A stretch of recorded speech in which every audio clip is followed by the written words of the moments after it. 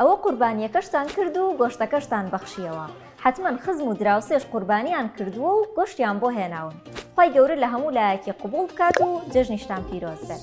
ئیتر ئێستا کاتی ئەوەیە کە گۆشتی قوربانیەکانتان بە تەندروستترین شێوە هەڵبگرن و لە تێکچوون بیپارێزن. یەکەم شت هەوڵ بدە پێش ئەوەی گۆشتەکە بخەیتە فرێزەرەوە بۆ ماوەی 4 تا 6 کاتژمێر لە شوێنێکی فێنک دایبنێ.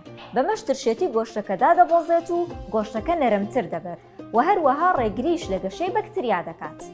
خاڵێکی تری گرنگ ئەوەیە پێش هەڵگرتنی گۆشتەکە مەی شۆرەوە، چونکە شۆردنەوەی گۆشت دەبێتە هۆی بڵاوبوونەوەی بەکتریا بەسەر هەموو بەشەکانی گۆشتەکەدا و گەشەکردن تیایدا و هەروەها زوو تێکچوونی گۆشتەکە.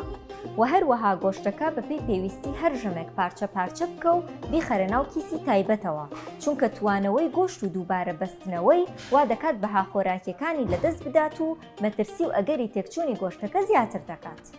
کۆتا خاڵ دڵنیا بەرەوە لەوەی کە فرێزەرەکەت لە گەرمیەکەی لەژێر 18 پلەی سەدیەوەیە.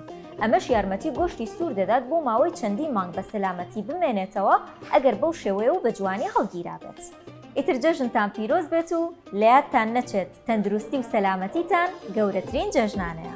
نەخۆشخانەی میهرەبانی جەژنی قوربانتان پیرۆز دەکات.